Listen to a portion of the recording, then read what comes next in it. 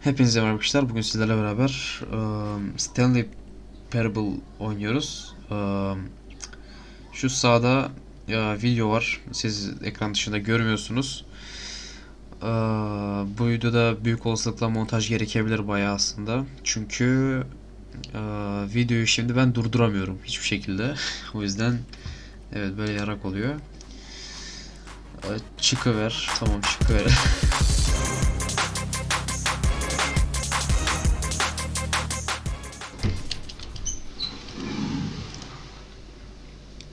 This is the story of a man named Stanley.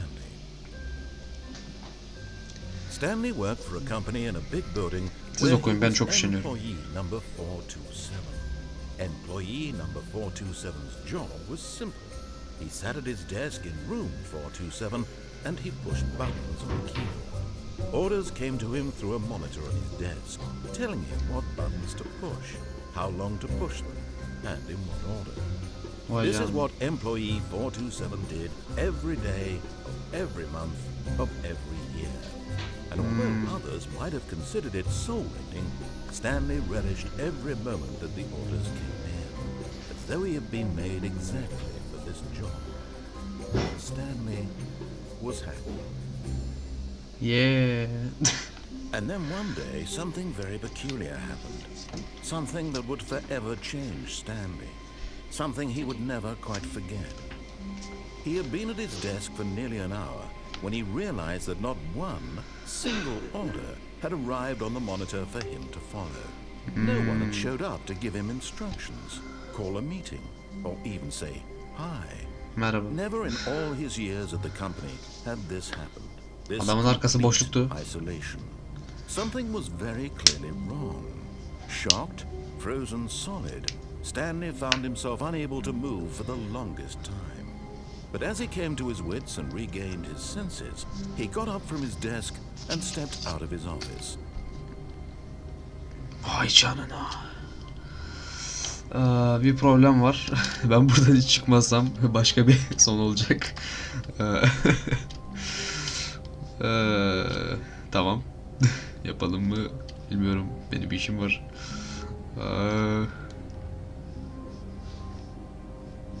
Yani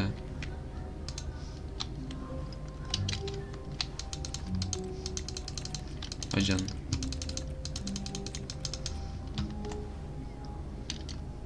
O zaman ben bir saniye böyle durayım. Benim işim var. Okey, devam ediyoruz. Geldim. Evet. All his co-workers were gone. What could it mean? Stanley decided to go to the meeting room. Perhaps he had simply missed a memo. Yo, dur bir dakika. Şurada No bug matter var. how hard Stanley looked, he couldn't find a trace of his co-workers. Şöyle şurada bir şekilde çıkıyorduk ya. Evet, bu oyun hakkında da bilgim var. Aha, tamam. Siktim şimdi. Bir saniye. Aha. Hayır, düştüm. Dur. Aa, işte. Şöyle bir şekilde buraya çıkabiliyoruz. Burayı görmek isteyenler sonra da yazsın yorumlarda. Neyse. Bu ne? Aga be. Tamam. Bu oyunu 2 kere izlemiş insanım ben. When Stanley came to a set of two open doors, he entered the door on his left. Sol. Oy ya, benim This sol was not parmağım. the correct way to the meeting room, and Stanley knew it perfectly well. Perhaps he wanted to stop by the employee lounge first, just to admire it. Daşak geçmemeli bildiğiniz yani. Ama çok fazla Yes, sonu var. truly a room worth admiring. It had really been worth the detour after all. Just to spend a but eager to get back to business, Stanley took the first open door on his left. Hayır. Stanley was so bad at following directions, it's incredible he wasn't fired years ago. A4.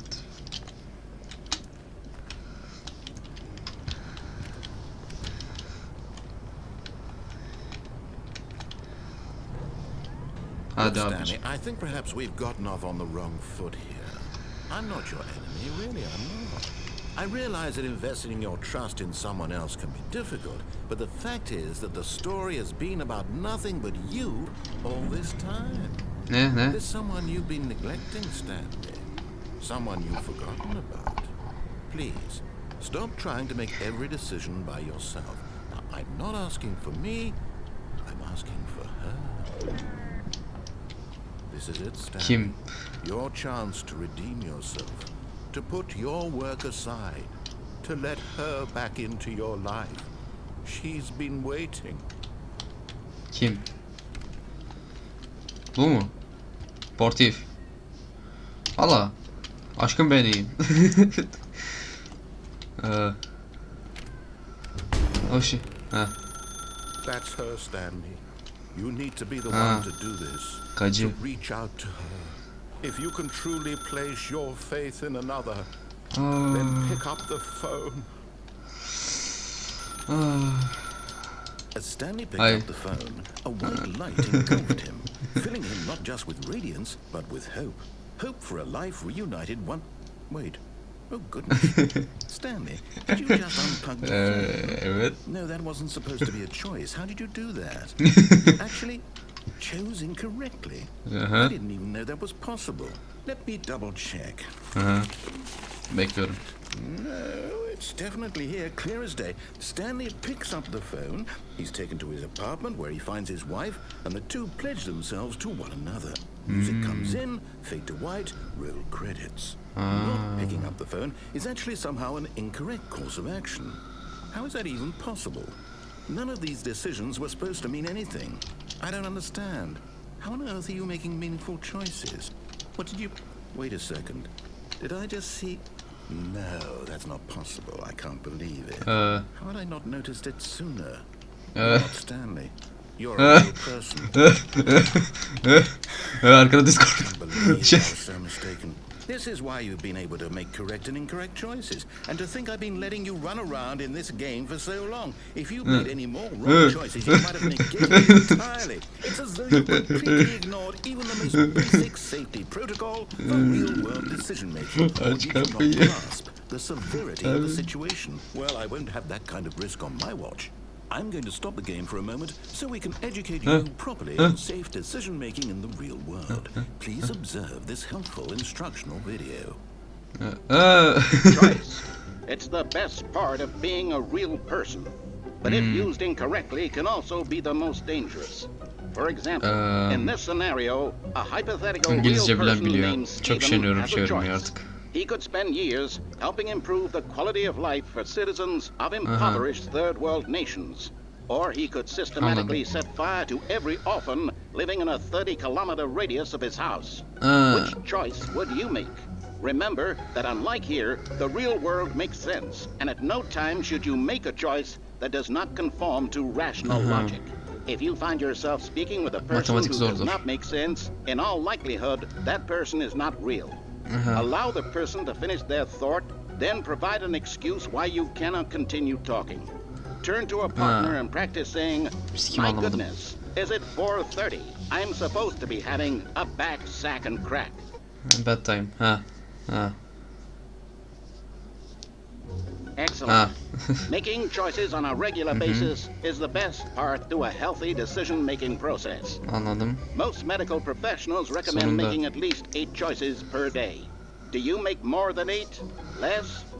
And finally, if you begin to wonder if your choices are actually meaningful and whether you'll ever make a significant contribution to the world, just remember that in the vast infiniteness of space, your thoughts and problems are materially insignificant, and the feeling should subside. At this time, your instructor will guide you in an exercise to test and reinforce the material covered in this video. Welcome back. You may have noticed that this room has begun to deteriorate as a result of narrative contradiction. Arkadaşlar burayı biraz fazla sizlerken göstermiş olabilirim. We're going to revisit a choice you made just a few minutes ago and see what the correct thing to do would have been. This way, please. Bir saniye benim arkada bir şey açıldı. Bu ne alaka?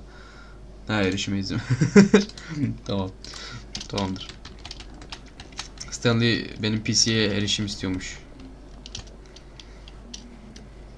Ha. Tamam. Tamam.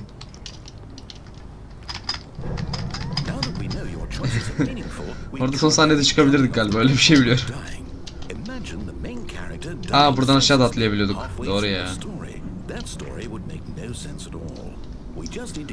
Bu oyunda yapabileceğimiz aşırı çok şey var. Devamını isteyenler yorumlara yazsın. Hı hı. Aranızda animeciler varsa yani onlar için normaldir de altyazı okumak. Ben nefret ederim yani söyleyeyim. Bilmiyorum, çok üşeniyorum. Bu kadar yürüdüm. Acı bana. Almost there. You'll take the door on the left, back to the correct ending. The story will have resolution once again, and you'll be home free in the real world. Ya ya uzaktan yapıyor kavat.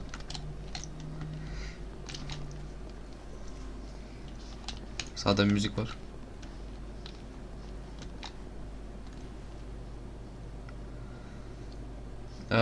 Şey olabilir mi acaba? Remember, all you need to do is behave exactly as Stanley would. That means choosing responsibly and always putting the story first. I'm quite sure you'll be up to the task. Just follow my lead and you'll be fine. All right. When Stanley came to a set of 2 open doors, he entered the door on his left. Buraya mı diyorsun yani? Ay, elim kaydı yine ya. Tamamdır, bir saniye. Gidersek ne olur? Bence biraz erken size bunları göstermiş olabilirim. Olur öyle şeyler. Ama çok da sikimdi. Ha yani. No! Why did you do that? Tamam. Quickly, hurry back in the other direction. Ha, Perhaps ne? we're not too late. Kapatacaksın değil mi galiba? Siktir git lan. Yeah. Oh.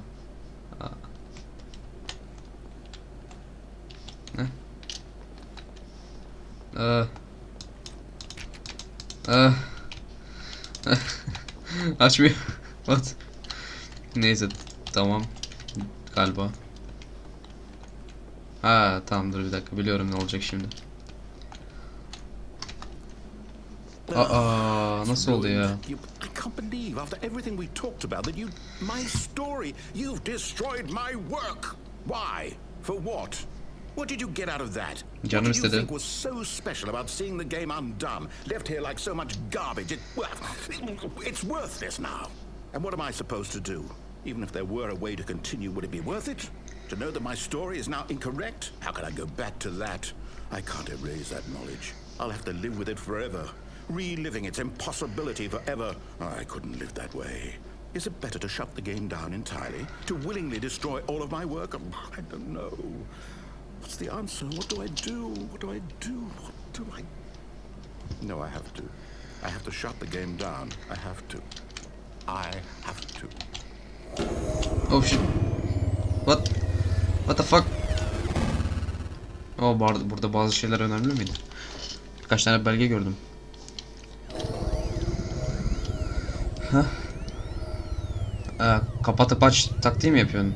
Sikmiş ineci. I'm here. I'm still here. Nasıl bir gadsın sen ya? With you. Hey, You. açık lan. Who thought you were so clever? Now look where we are. My entire game is destroyed. Bence güzel bir The only şey. thing in the world that was mine and you've run it into the ground. Ha, ben de oyuna başlamadım. Did you think that would be funny? You just had to Evet. see. Evet. Didn't I impress upon you how important it was to be like Stanley? He actually knows Stanley how to kim? do what I tell him to. He understands that if I say to do something, there's a damn good reason for it. That thought hadn't even occurred to you, had it? That there's a world outside of you? You're a child. Oh, my story. Ben çocuğum. Ne istiyorsun? If you'd just gone through the door on the left, you would have seen it. There was a whole underground facility. You would have destroyed it and been victorious. Buradaki asıl tanrı benim, sus ama. Oyunu baştan başlattığında her şey normal olacak. Ha, anladı galiba. Misbehave exactly as Stanley would. That means choosing responsibly and always putting the story first. I'm quite sure you'll be up to the task. Just follow my lead and you'll be fine. All right. When Stanley came to a set of 2 open doors, he entered the door on his left.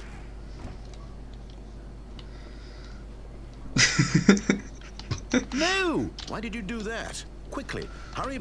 Ya aynı şey yaşıyoruz. Behave exactly as Stanley would. That means Ay, choosing responsibly and always putting the story first. I'm quite sure you'll be up to the task. Just follow my lead and you'll be fine. All right. When Stanley came to a set of 2 open doors, Bir şey anladım. Bende sağlık problemim var. Yani sağ tarafta problem var. why did you do that? Bu ne kadar olacak? Bu ne kadar sürecek? Behave exactly as Stanley would. Anladığım kadarıyla bu sonsuza kadar böyle sürecek. O yüzden ben en iyisi dediğine uyuyayım artık. Yoksa beni galiba gerçek hayata gelip sikecek. Sus. Aç. Artık güzel değil. Ha. Bir an oyunu bozdum sandım. Tamam. Ne oldu şimdi? Yet there was not a single person here either. Feeling a wave of disbelief, Stanley decided to go up to his boss's office, hoping he might find an answer there. Bana ne ama.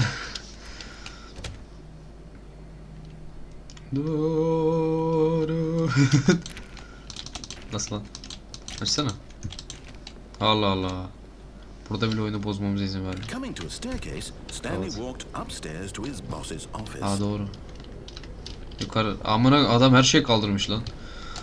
Aslında aşağıda gidebiliyorduk. Evet bu oyunu biraz fazla biliyorum.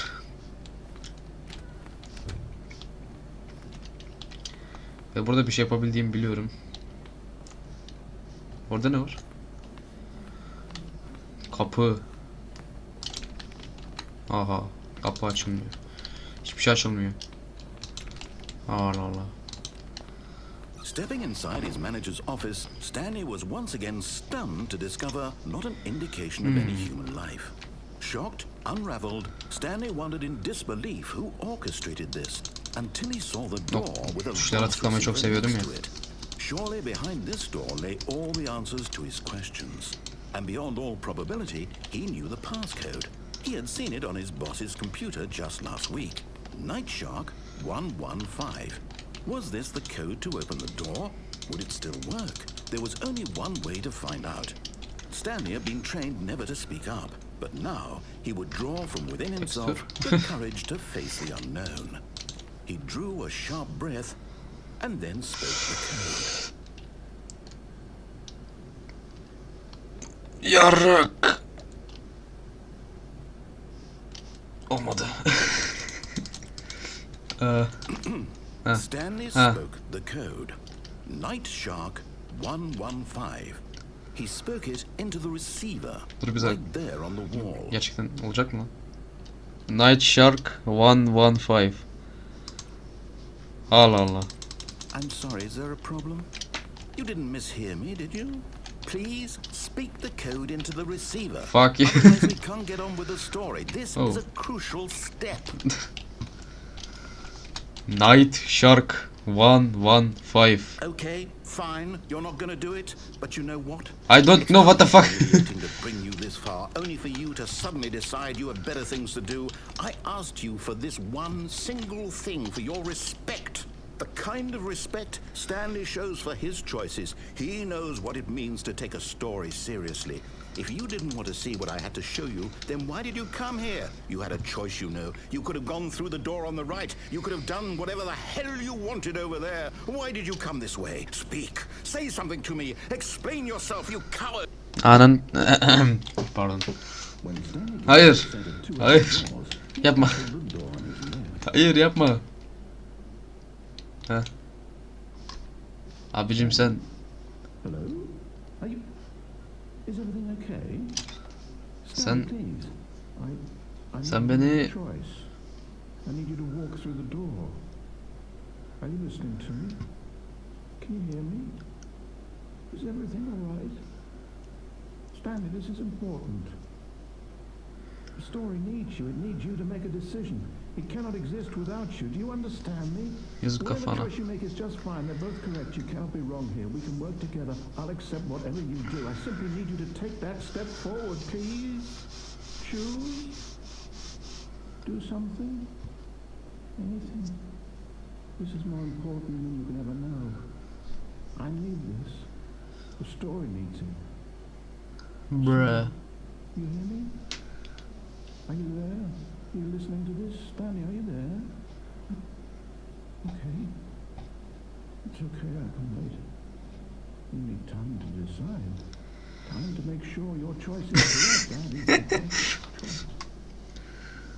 That's all right. I'll wait for you to decide what's the right thing to do. Take as much time as you need.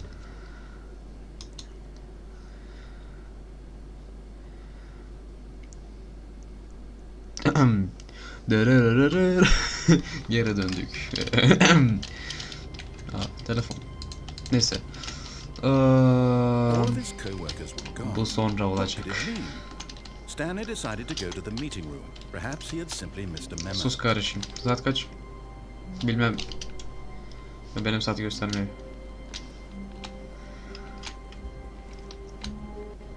When Stanley came to a set of 2 open doors, he entered the door Tamam. on his left. Bu sefer deneyelim. Düzgün deneyelim. Direkt koşuyoruz o tarafa doğru. Yet there was not a single person here either. Feeling a wave Vay of canına. disbelief, Stanley decided to go up to his boss's office, hoping he might find an answer there. Ama burayı sonra da yaparız. Aşağıda da yer Coming to a var. staircase, Stanley Çok walked şey var bu oyunda, upstairs to his boss's çok. office. Yorumlara yazabilirsiniz ya da... Bu ne lan? Executive bedroom. Neyse. Yorumlara ya da yazabilirsiniz ya da üşenen varsa gitsin, ne bileyim, like atsın. Stepping into his manager's office, Ha, Stanley bana was once again stunned to discover Ya not an kardeşim, yazmayın indication ya. of any human life. Shocked, unraveled, Stanley wondered in disbelief who orchestrated this. Disbelief. What dark secret was being held from him? What he could not have known was that the keypad behind the boss's desk guarded the terrible truth that his boss had been keeping from him. And so the boss had assigned it an extra secret PIN number, 2845. But of course, Stanley couldn't possibly have known this. Ay, elim kaydı. Yok pardon. Ay. Stanley just settled. Elim kaydı Stanley yine. simply began entering random codes into the keypad, knowing full well the sheer statistical Çok zor ya. unlikelihood that this would ever result in a correct combination. If he knew that the combo was 2845, it would be another story entirely. But no, 2845. Ay, elim kaydı ya.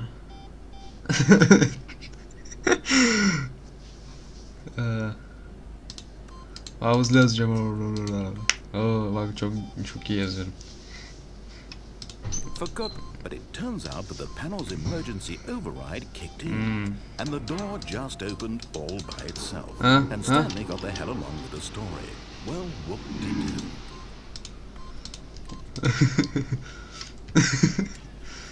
Zaten açıktı. Evet, 2 kat çalıştırdık. Ve şimdi bildiğim kadarıyla, bura mıydı bilmiyorum ama. Yok, bura değildi.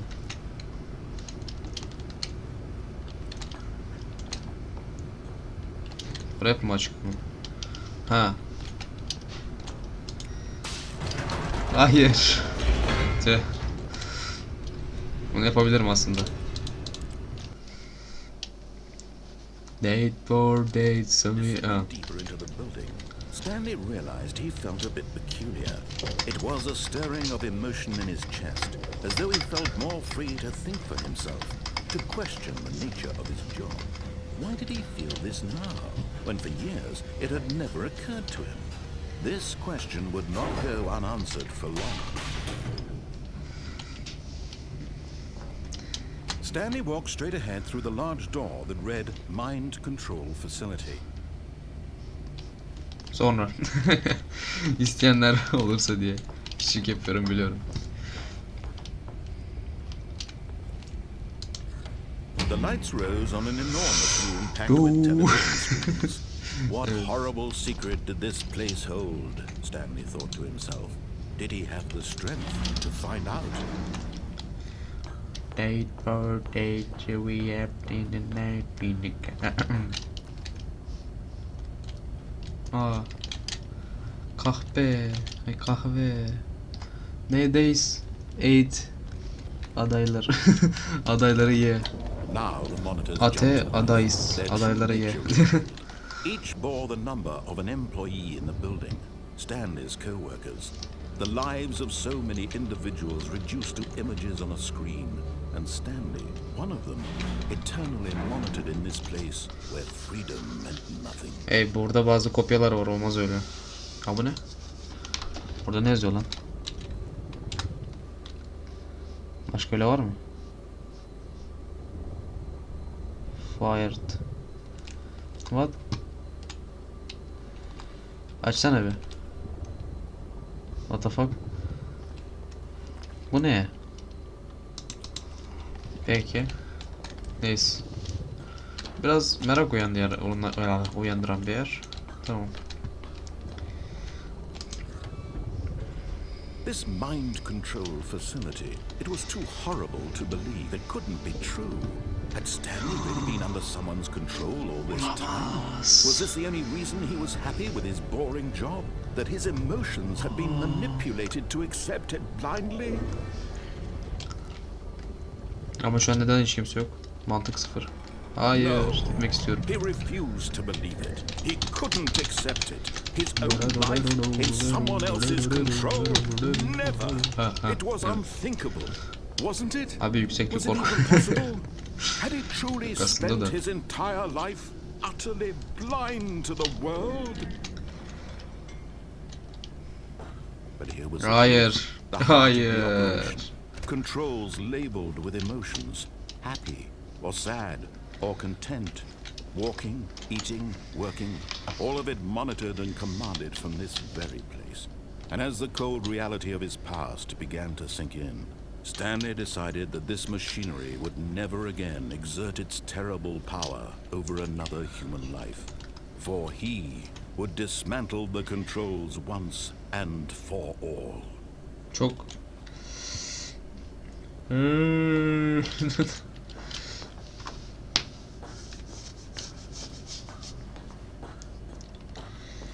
And when at last he found the source of the room's power, he knew it was his duty, his obligation, to put an end to this horrible place and to everything it stood for. Ne yapacağım? O harfini severim ama offline burada da var. Burada ne var? Burada F var. F mi ne mi? 2 tane F var. Bunlar çoğunluk. Belki bu güçtür. Bilmiyorum. Bilmiyorum. Hangisini seçsem? Hangisini? Hangisini? Tamam, düzgün oyundan gidelim. Şimdilik.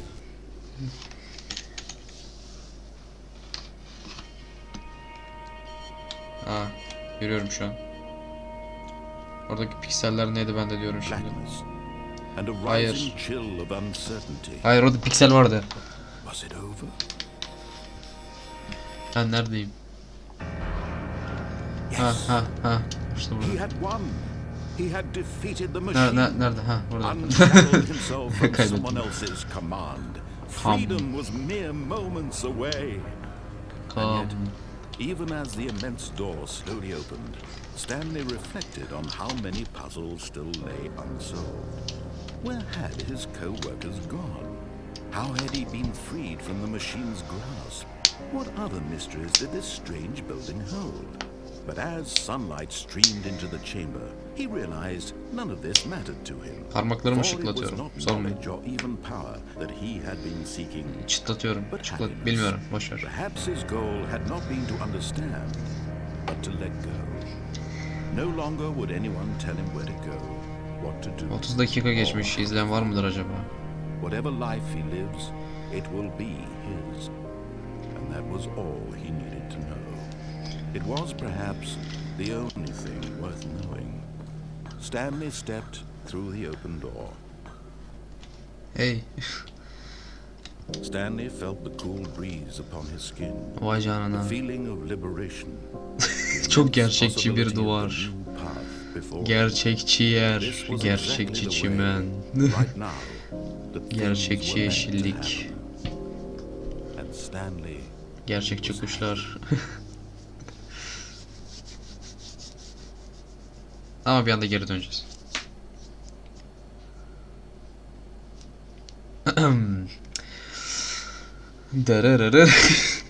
Her seferinde bunu yapacağım. Neyse arkadaşlar, bugünlük bu kadar olsun. 2 tane bölüm geçtik. 30 dakika geçti. Ben montaj yapacağım fazla düşünmüyorum.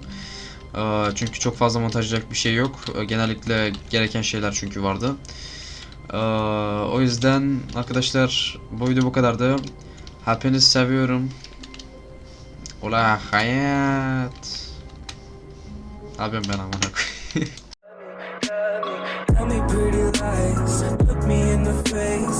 Tell me that you love